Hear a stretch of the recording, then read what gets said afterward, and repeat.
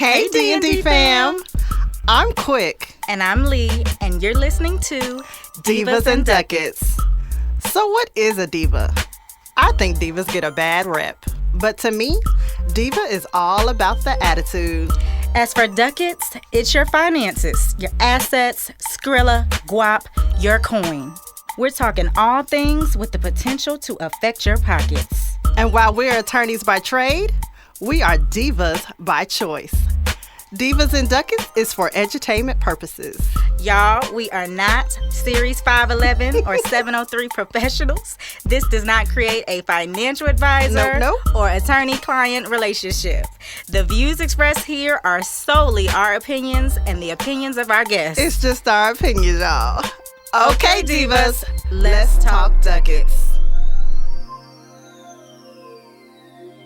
Hey D&D family, welcome back. It is still the month of August and we are continuing with our talks about turning your passion into purpose, right? And as you can see, Lee has still left me by myself as she is out here thriving and flourishing with the ombre locks and everything. Everything. I miss you. How are you, Lee? I'm all right. I'm ready to get into it. We got an Instagram veteran out here. Okay.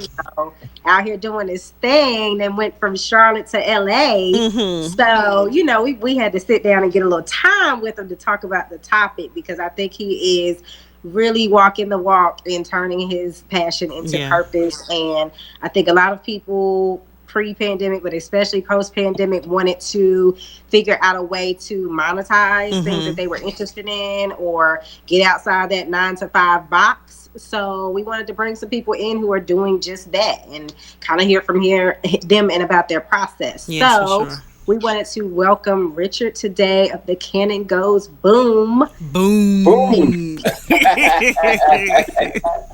What's up, y'all? Welcome, Richard, to Divas and Ducats. We are so Divas happy to Ducats, have let's you get it, huh? From the West Coast up in here. Well, listen, I'm from the South now. Look, we know you left us. Yeah? Okay, I'm on the West Coast. Yeah, that's where we at with it. That's awesome. So tell us a little bit about Canon Goes Boom and who Richard Cannon is.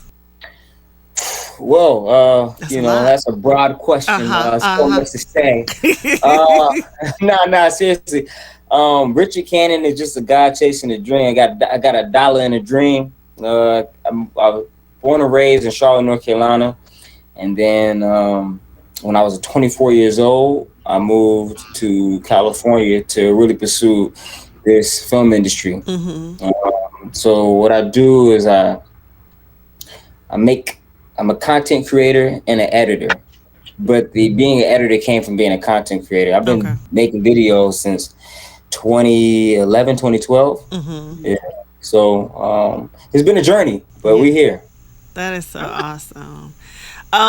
Talk about how did you even get started in video? Like, it was something you always like to do? This something you used to play around with when you were younger and you decided, I'm going to turn this into something? Did you always know you wanted to do videos?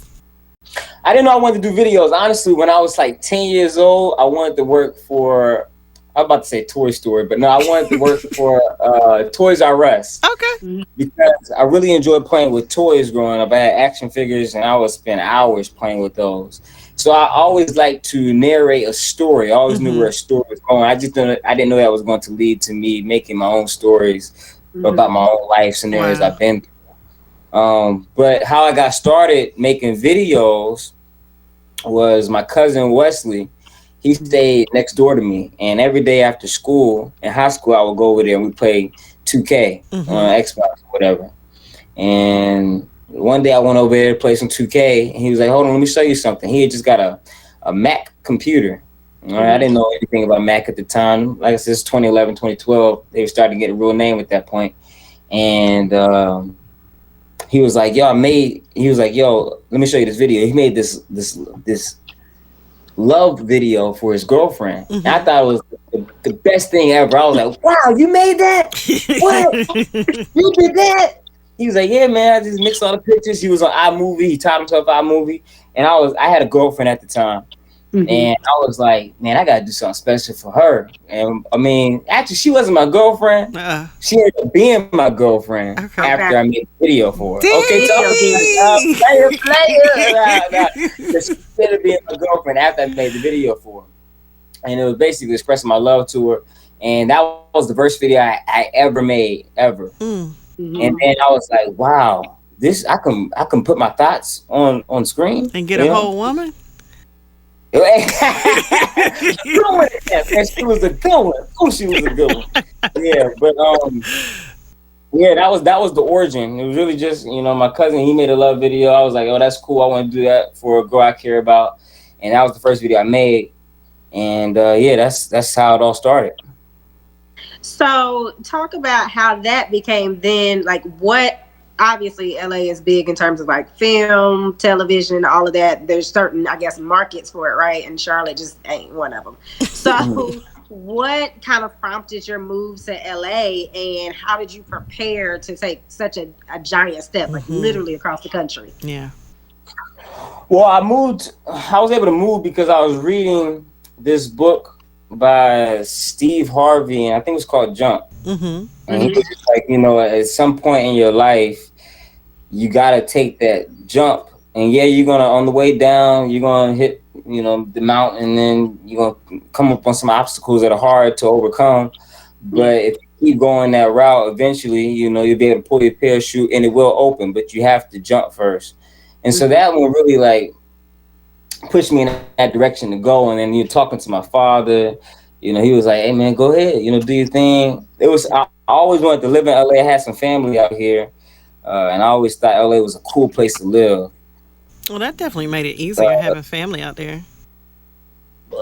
Yeah. But I mean, this is family on the West Coast. I was real close to family on the East Coast, and I had visited some of my family on the West Coast, but it's not like we were super, super close. Right. You're not like that southern closeness. And then I remember them as kids.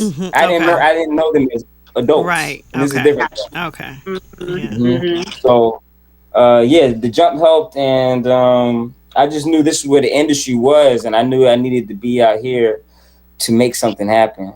Because, like you said, Charlotte, North Carolina. I mean, what really opened my eyes was I was filming with some family members, and after 30 minutes of filming, they were like, "Yo, we done yet?" And I was like, "No, we ain't even got the second shot yet. We just getting started." And at that point, I was like, I need to be around some people who are dedicated as much as I am. And it's no shot to them. It just wasn't their path. I had to be around people who were passionate like I was. So I say, yeah, California is definitely the move for me. And some other factors that went into it, but yeah, I just knew I needed to be here. So how did you go about, because we are divas and ducats, how did you go about preparing monetarily to make such a big move, right? You're gonna have to live somewhere, you're gonna have to eat. So what were some of the steps you took to prepare from that standpoint? Well, I was working a full-time job before I moved out here in sales. And I hated that. I hated that job. Because you can have a good day, and you can have a bad day, and it felt like you had the same day. They were all bad. Because you walked out exhausted. It's sales. Sales is tough. Right. Manipulation, a lot of, it's not the whole truth. It's, stretching some of the truth, So, but anyway, I did that for a year, and I was able to, and I really wasn't saving too much money. I say it was really a blessing that happened to me, because that January, I moved to LA May 31st, 2017. And that January of 2017, I was about to get fired, and I didn't have no money saved up.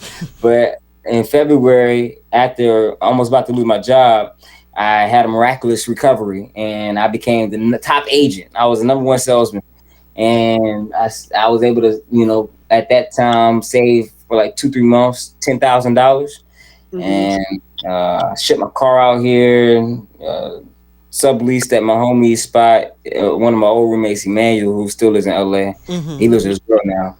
And but anyway, he allowed me to sublease. And so, yeah, a lot of my money went into getting here. And then I didn't know how to make money out here. So, of course, that money was gone quick. Right. That money was gone. Yeah, but that's what I did. I saved about $10,000, moved out here. Okay. And then talk about, like, when you say you didn't know how to make money, what was your goal to when you went there? Like, what was your idea of being able to make money versus you saying you didn't actually know once you got there how to implement that? Like, what was the difference in that bridge? Well, when I came out here, I don't want to say cocky, but I was feeling myself. I knew that if I was in the right environment, that I was gonna blow. I was like, oh, I'm a pop as soon as I get out here. First 2 years, I'm gonna be the man. Boom. That didn't happen. That didn't happen at all. Within the first 3 months, I found myself broke, and I was like, yo, what am I supposed to do? So to make money, what I would do is I would like sit in for shows, the seat fillers. I would do that. And then while I was there, I would talk to people. I would say, yo, what are y'all doing to make money out here? Somebody told me they were doing a temp agency. I started doing a temp agency where I was, packaging dog food and packing. Just it was a lot. It was a time where dogs were eating better than me. Okay, that's true. The food I was making for these dogs was I was eating peanut butter jelly sandwiches. They were eating cooked food. That's the difference. Okay, right. But I mean, I that's some of the things I did for survival out here. Me and my homie Ben, we stood at this hotel for like 17 hours just doing surveys, trying to make rent. It was that type of stuff. It was the hustle and bustle of first getting out here. So just really figuring out what other people were doing to survive and implementing that into my life. That's what helped me make some money. But I didn't know how to make money at first. I had to ask around. I had to go for one opportunity, ask how those hustlers were making it, right? And they'd be like, okay, add that to my repertoire. Right. Got you. And you do a lot of video content. Do you solely now do editing and video content, or do you still got your you still 9 to 5 work for Pet Plate? Well, I got the government on my side now. Unemployment. All right, come on now.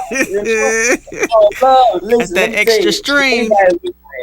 All right, because me and Leandra, we grew up in the same neighborhood. So our parents were pretty much well off. They weren't the richest, but they weren't hurting either. Right. And, so it was like they had money, but I didn't have money. I think as an adult, when you come from middle class or higher, you have this thing where you're like, oh, I can't do that because there's other people who need it. No, I need it. I need it. When you're by yourself, you don't have your parents' money. It's just you. Right. So employment helped out.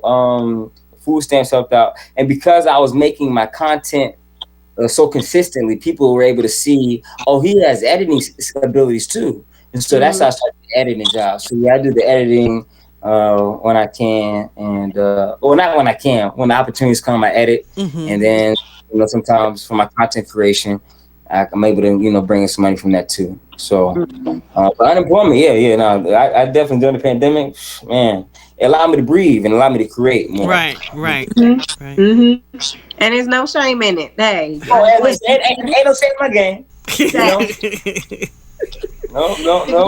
For sure. And I asked that question really because I think a lot of people, when they're trying to get started in something, they think, or a lot of people who have arrived are encouraging people to just get out there while you still working a 9 to 5 or whatever, and that may not be realistic for where you are in life. So that's why I was asking, really, like, okay, you still do other things on the side, right? You're not just sitting at home on Instagram. You still got to eat, and I think it's important to just really highlight that while that may work for someone, you got to either have that money saved to just quit your job, or you got to figure out something that is maybe flexible so you can pursue your dream outside of making a rent, right?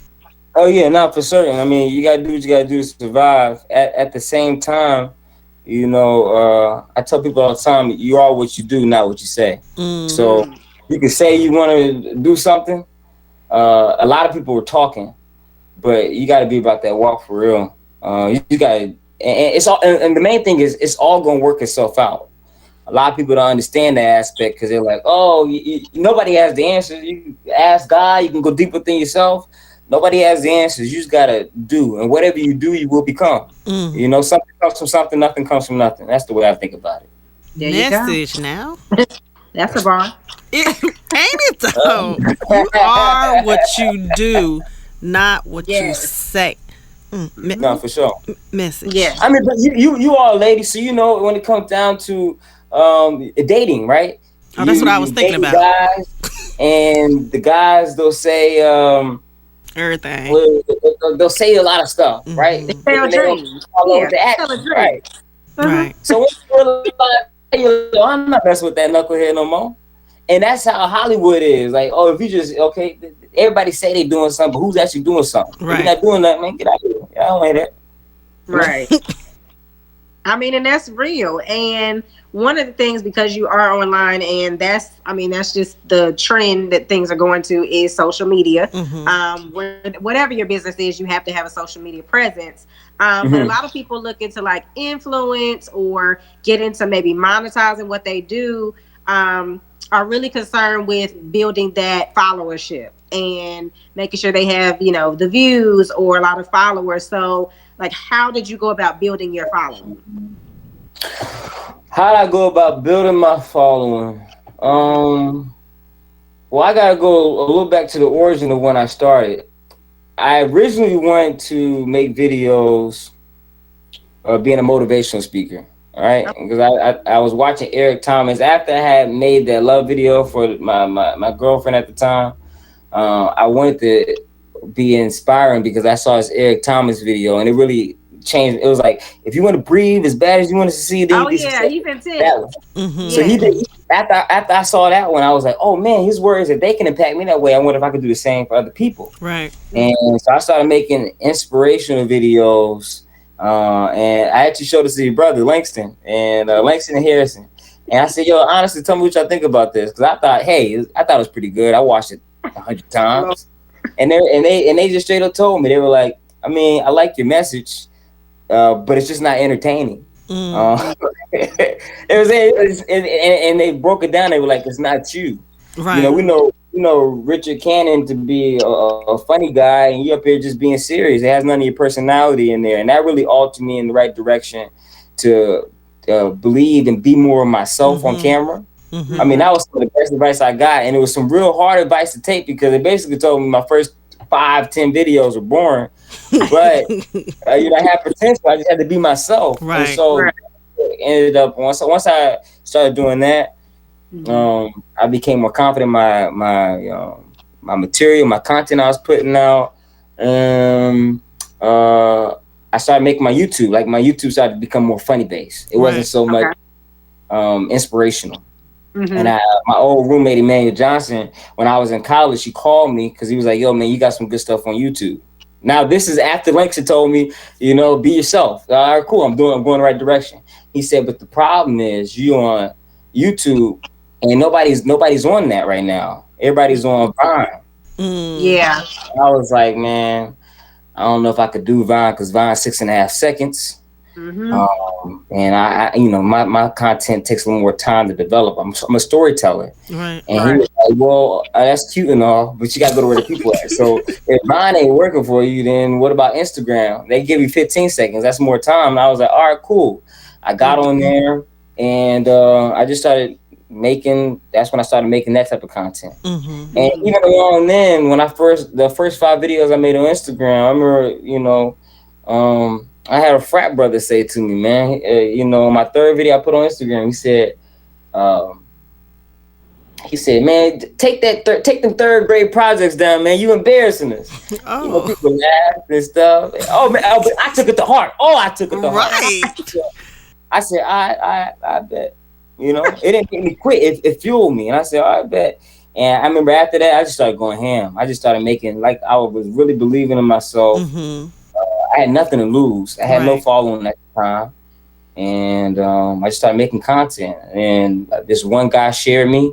You need a cosign. That's the main thing I'm trying to say. If you want to make it to any next level, you always need a cosign to take you to another level. And so this one guy who was kind of popping on Instagram at the time, he was like, yo, send me your videos. If it's funny, I'll repost. That's when reposts were big. And so I sent him like 30 of my videos because I was like, oh, he has so many followers. He's probably not seeing any of my DMs. And he liked one of them. He was like, yo, this is hilarious. He posted me. I started getting followers. And I was like, oh, this is the game. So I started sharing for shares with people. I started getting in group chats with people who were influencers or trying to be influencers. And, we post on the page for a day or two. And so it got to a time where I was getting like 1,000 followers a week. Wow. on Instagram. This is back in like 2014, 2015. So at this time I'm thinking I'm about to blow. Like what? I'm about to go up. And when I got to 10,000 followers, everybody's coming up to it worse. Let me work for you. Let me do this for you. Let me do that for you. I'll be your manager. Let me handle your money. Everybody will handle the money, right? Right. So I was like, all right, cool. And then for some reason, it went dry. Everything just stopped. I stopped at 10,000 followers. I wasn't growing no more. I started putting out more content, thinking that okay, if I'm more consistent, then maybe they'll respect that. I just went flat. I think I oversaturated myself at the time. I don't know what happened. I still have no answers, and I just didn't grow for a long time. And I was putting out content regularly, like weekly. Wasn't growing. I think Instagram was killing the organic reach at the time. And it's funny because during this time where all these people were coming around, they all disappeared. Right. All of them. I felt like Meek Mills when Drake got on him, man. Everybody in the studio Had to be back to back. Yeah. And I saw an interview. Meek Mills was like, "Yo, man, I won that battle." And the interviewer was like, "What you mean you won that battle?" He was like, "Nah, I won because I had 100 people in the studio with me before the incident, and after what happened with Drake, when everybody was saying I was a loser, I was taking all these L's. I only had 3 people in the studio with me." He was like, "I started saving money." I knew who was really there for me. Right. So during this period where I wasn't growing, I was like, "Oh man, I see people for who they really are when they're here, when I'm hyped, and when nobody's here." Okay, I was able to see that early on, which is very beneficial to me. Yeah. So fast forward, and now 5 years after not growing at all, I hear TikTok. Some of my roommates that I'm currently with now, Kenny and Twin, they were like, "Yo, you gotta get on TikTok. It's the next wave." And I was like, "Man, I don't know. I think I'm kind of done with that. I just want to be happy, guys. I'm not trying to go down this road no more." But he was like, "Nah, post all your old content on TikTok and get a little following and then just go from there." And I was like, "All right, bet I have nothing to lose." Then I started to gain followers fast on TikTok. And I was like, "Oh, snap. This is like a gold mine." And I passed all 10,000 followers I had on Instagram. And that's when I switched from putting my focus on TikTok and not on Instagram. And I just started to go. And they got to a point where I was putting out, like, me and my homie Ben, that was like my TikTok partner that I was making films with. We were putting out like 3 videos a day at one point. It was crazy. I mean, and it worked because the pandemic happened. Right, for sure. And so when that happened, it was like, yo, no excuse. We kept asking for some time. I was like, "God, give us some time, please. Time to work." Gave you all the time in the world. All the time in the world. So it's like no excuses. If we don't make it, it's on us. Right. At the time, let's put in the work. And that's what me and my homie did. And I did this series called The Lunch Table. I was at 80,000 followers on TikTok in November. I did a thing called The Lunch Table. It was a series. And I did like 4 or 5 of those in the first season, and my followers shot up from like 80,000 to 220,000 in like a couple months. It was like that's fast. So I was like, "Oh snap, yo, okay, now the people what they want." Hey, yes, I found something. So really, what I say worked for me to really grow was finding something. They always say find your niche, but that's true. You have to find something. Because it's like when you go on Nickelodeon, you're going to see SpongeBob, Hey Arnold, whatever, right? You're not going to see, at least you shouldn't see Mickey Mouse on the Nickelodeon program. Right. That's not what you came to see. And that's what people are doing with channels. When they come to your page, they want to see what they follow for. And so you get more sporadic stuff. It's like, that's not what I'm here for. And that's where I was messing up at. And I'm still struggling with that. I'm still trying to find my niche. But finding those things that work, and then running that up, that's the game. Yeah. And I heard a couple things in there, a couple little gems as you were talking. One is being adaptable. Like it seemed like you were willing to go from, like you said, okay, YouTube wasn't high, and Vine is like, where's Vine now? But you went from YouTube to Instagram, and then when Instagram is kind of like, they want something that may not be not on brand but authentic to you or not be working for you anymore, you transition to TikTok. Right. So it's like being authentic but also being adaptable. And the other thing, like you were saying, that co-sponsor or networking is so important. And the other thing I heard you say was like really almost a small circle. I mean, Juicy J said keep the grass cut and the snakes a show. So just saying. Yeah, I don't roll with a lot of people. I got my California crew, 307. That's what we call ourselves. And that's pretty much who I rock with, them, and then my old roommate, Emmanuel Johnson. But that's my Cali crew for the most part, and a few other people, but I don't want to keep naming, you know what I'm saying? Damo, he's big help, but I don't want to miss nobody. If I miss somebody, I'm sorry. Right. But yeah, Damo was a big help in my editing career. Donald Boone, I don't want to keep naming guys. I don't want to offend anybody, but there's a lot of people who help me out. But the main core is like my 307 crew, Emmanuel Johnson, and Damo. Yeah. Okay. And you talked about, the importance of networking just in kind of sharing your story and the transition. And so, like, how do you go about, or did you go about maybe monetizing some of that stuff or bringing, making some of what you do, bring in some coins? Well, that's what I'm saying, staying true to, like, it's all going to work itself out. Whatever you do. If you're constantly working at something, it's like chopping at a tree, right? Everybody uses that expression, but the truth of the matter is you're not going to hit that same spot every time. You're going to miss, and but if you keep hitting, eventually you're going to get that spot again and hit that spot again, and the tree going to fall. So when it comes to monetization, like I said, if we're all working stuff out, because I was making my content, people were able to see my editing skills, and therefore I was able to do some editing projects. Where I wasn't in the project at all, I was able to get paid behind the scenes. Right. It's nothing like something I was getting paid to do what I love to do for content creation. People, I was able to do like the earning app. I did a couple videos with them for brand deals. Jerry Insurance, I did a couple for them. And other little startups and things of that sort. And I know people who have the large following, and they man, the brand deals you can get from social media is crazy. Right. But yeah. So the monetization opportunities have definitely been there, and I've capitalized on the ones that come my way.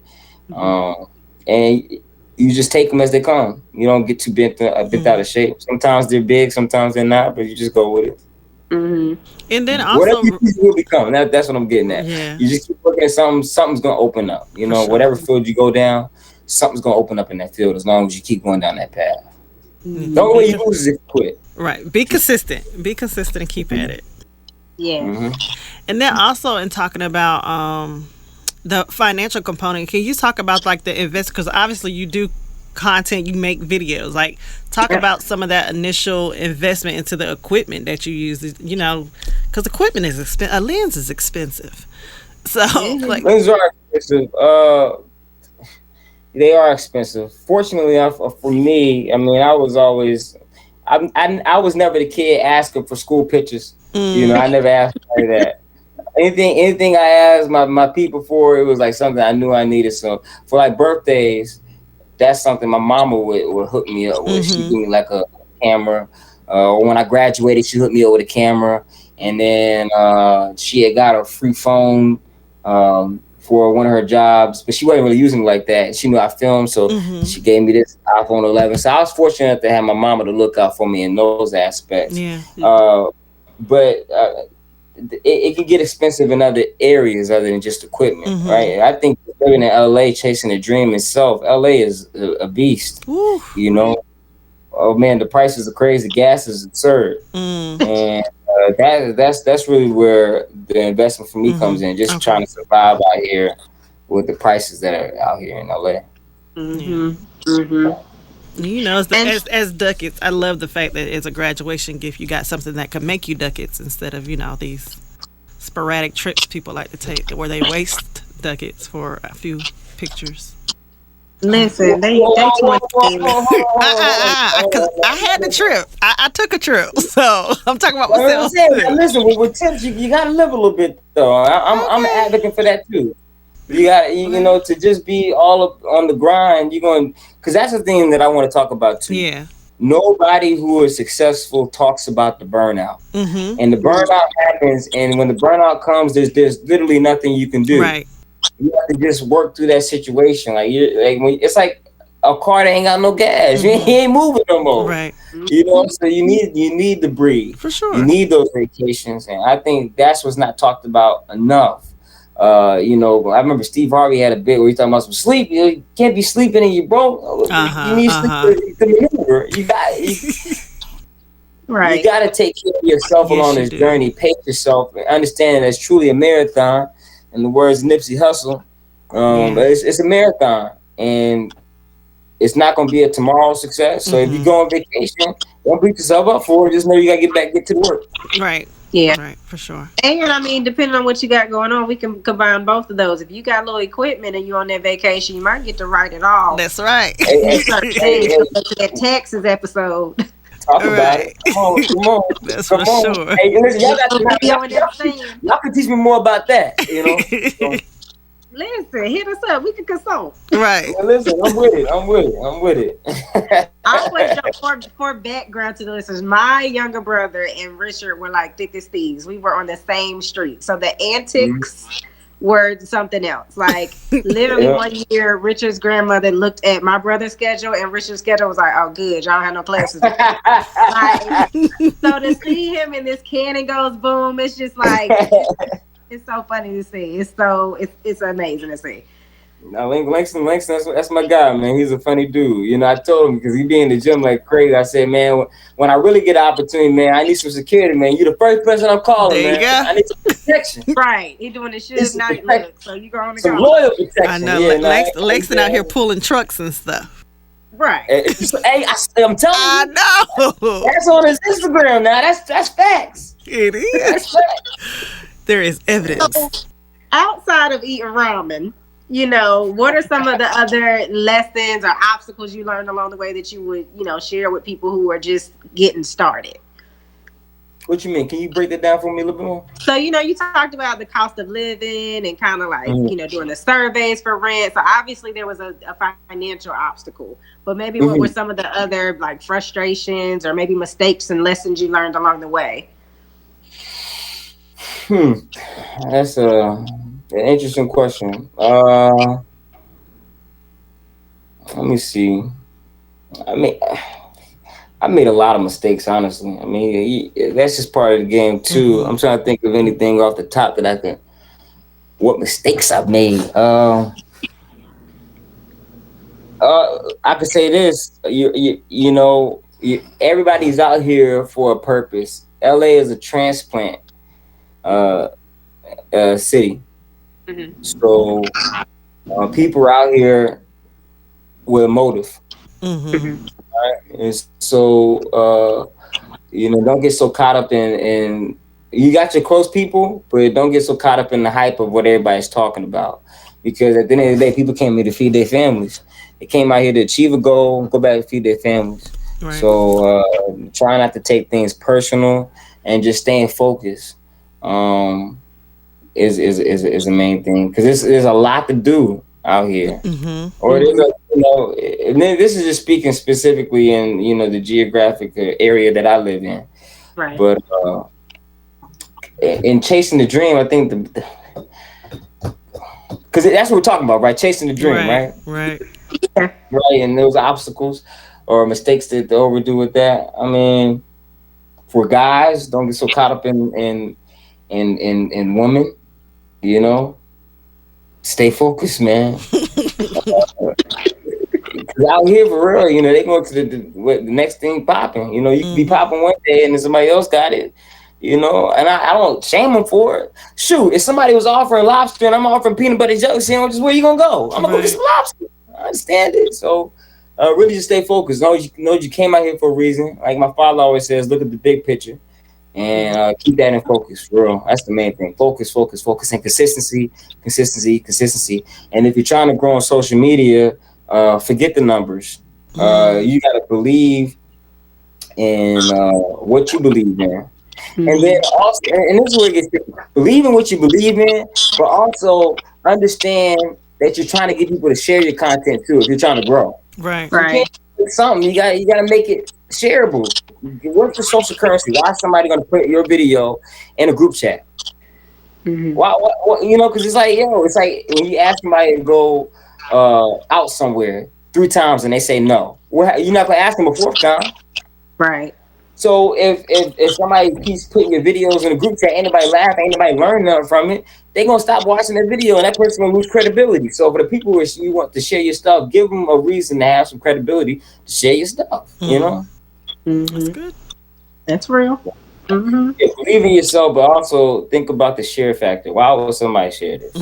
You know, and that's the main thing. And the no's I've gotten, I always take no's as not getting the results I was looking for. Okay, y'all were rocking with that. Okay, cool. That's made me so much better. If I had made it back in my YouTube days, I wouldn't have half the talent I have now. So don't let the no or the not feeling adequate enough to get the job done, or not feeling like getting enough support. Don't let that knock you, because I've had videos literally that had this is what I get to. I don't want to ramble here, but this is my last piece. People like on TikTok, I respect the people who can get 1 million views and then get 1,000 views the next day and keep going. Right. Because that destroys a lot of people. Yeah. You know? And that's the main, I say, forget the numbers. It's going to work out for you. But, those are the real warriors. The people who can get 1 million, get 1,000 next day, and they keep going. Those people who ultimately make it. So, that's my best advice. Yeah. And you talked about, before you moved to Charlotte, I'm from Charlotte, that, the process of you might be 30 minutes and you just in the first part of a video or whatever you're making. So how long does it take to make these reels and TikTok videos that, they just look so simple from where we're watching it, right? For 45 seconds. Yeah. Right. Yeah, for y'all to just swipe. I've seen in my own eyes, like, people just spend 2 seconds on a video. Like, they'll be like, on today's whoop. I'm like, oh my goodness, you didn't give them a chance. As a content creator, it hurts because it's like, I know that person put a lot of time into that. So basically, to make a video of my quality, because that's all I can go off of,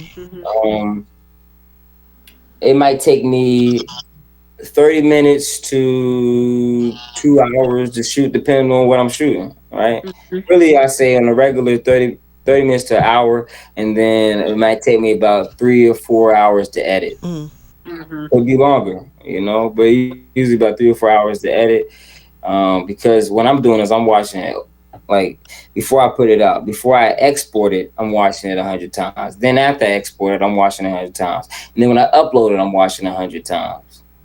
And if it does well, I'm watching it 100 more times. If it does bad, I'm watching it 100 more times. Right. So, I mean, content creators watch their content. I mean, we've probably seen the video thousands of times before anybody's ever seen it.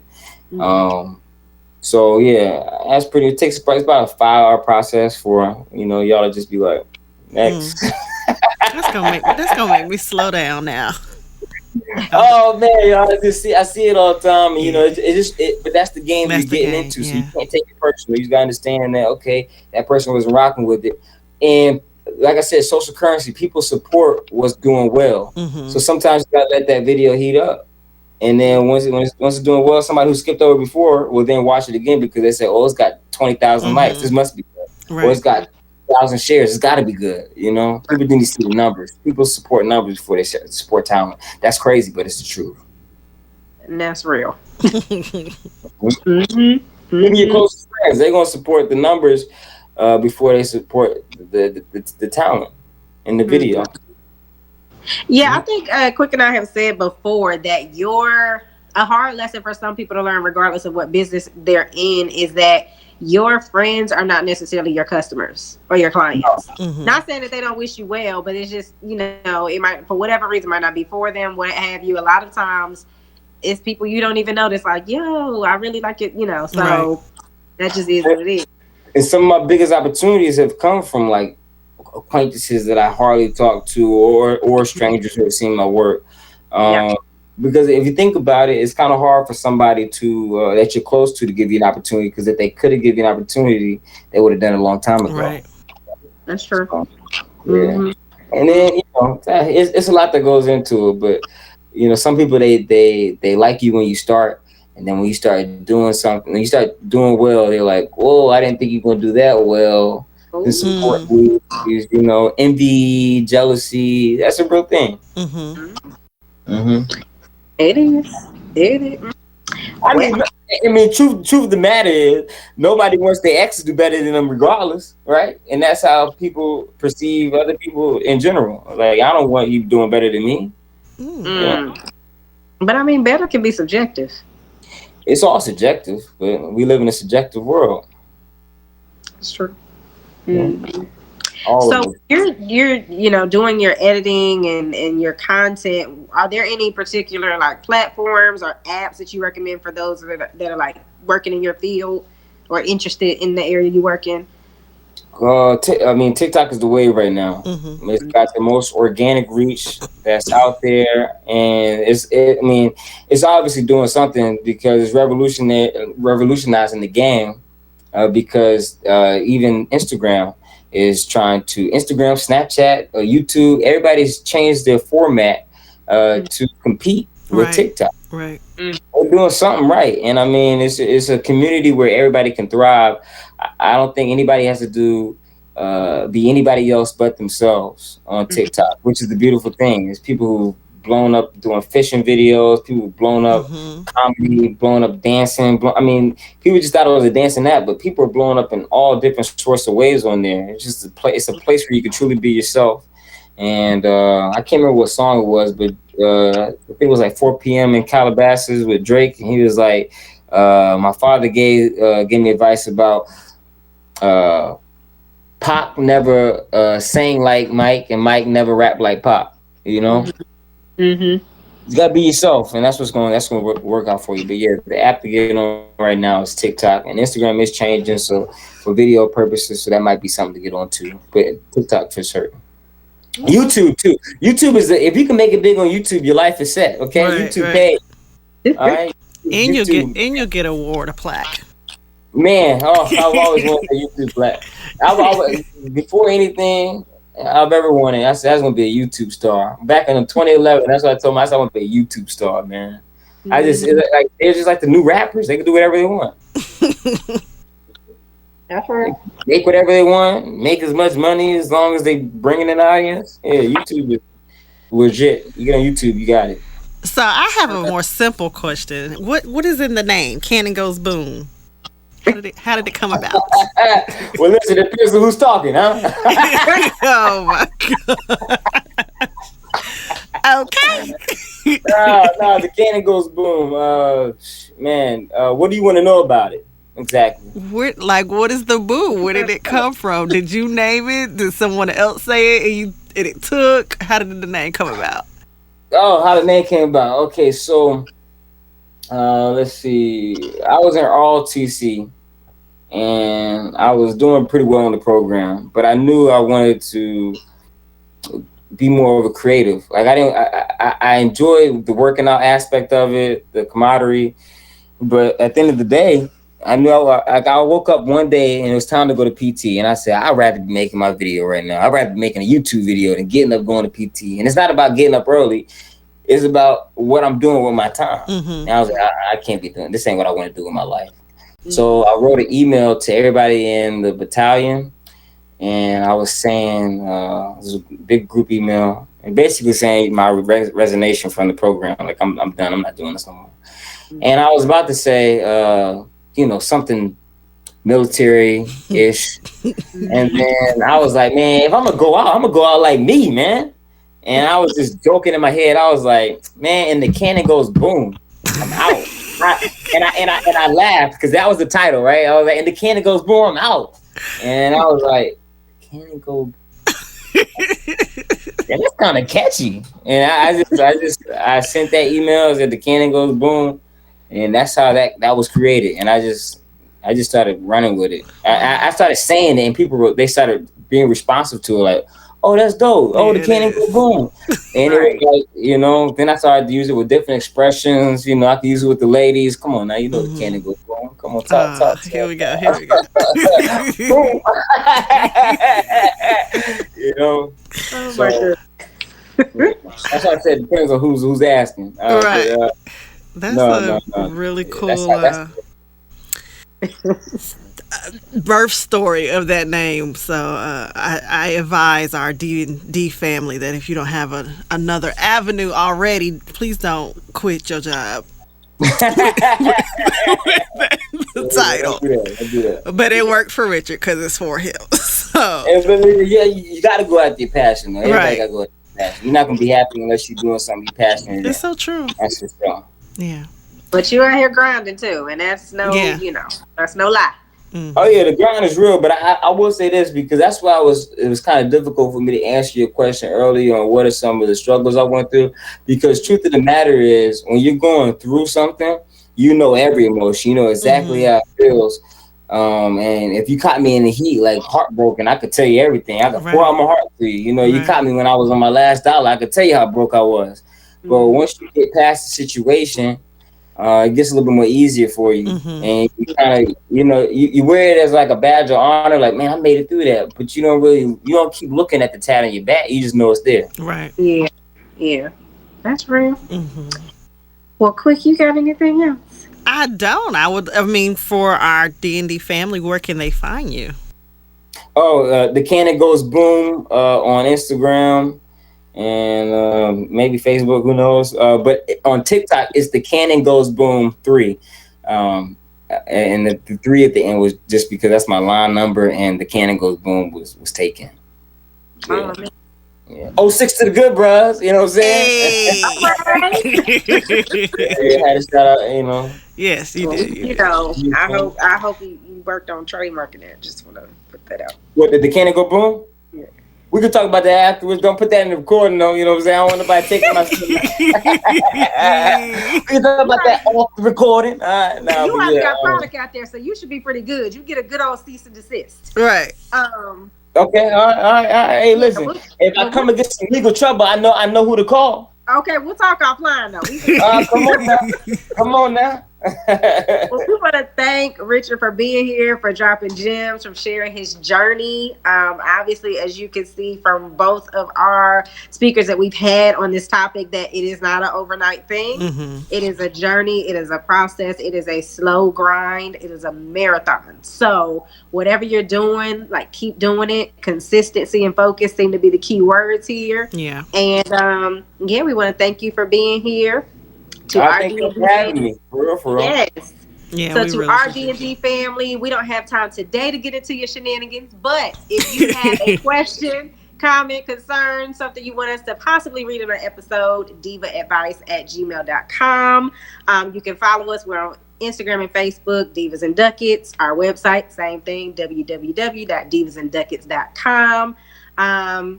Do we need to announce the Black Wealth Summit? Yes, the D&D, we are doing a thing. We are going to be hosting the Black Wealth Summit, which will be taking place October, the first weekend.